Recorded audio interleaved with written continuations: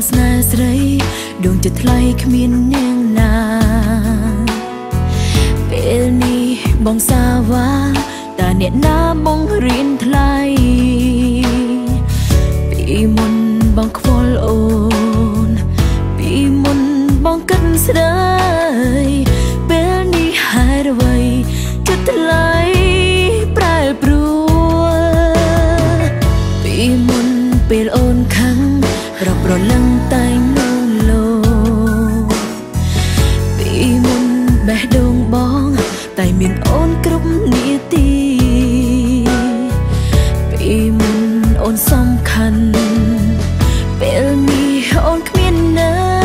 យអារម្មណ៍ប្រថ្លៃគិតអ្នកណា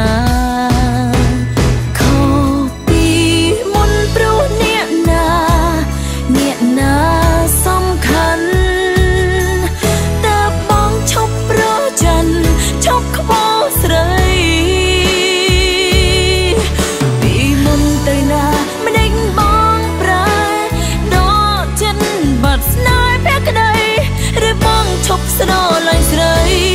ដោយពេលពីមុនផ្ញើសារមកមិនឆ្លើយតបបងទឹកភ្នែកពីមុនខ្លាចពាក្យបាយបងមិនអាចទទួលស្ដាប់ពេលនេះហ៊ាននិយាយមិនខ្វល់អារម្មណ៍ស្រីឬមួយមានថ្មីទើបដូរចិត្ត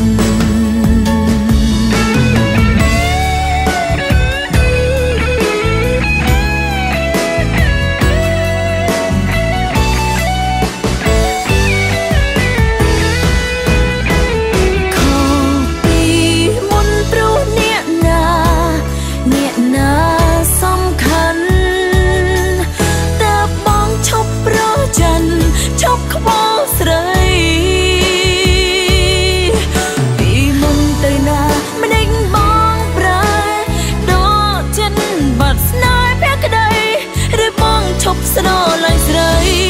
ដោយពេលពីមុនផ្ញើសារមកមិនឆ្លើយតបបងទឹកភ្នែកពីមុនខ្លាចពាក្យបាយបងមិនអាចទទួលស្ដាប់ពេលនេះហ៊ាននិយាយមិនខ្វល់អារម្មណ៍ស្រីឬមួយមានថ្មីទើបដូរចិត្ត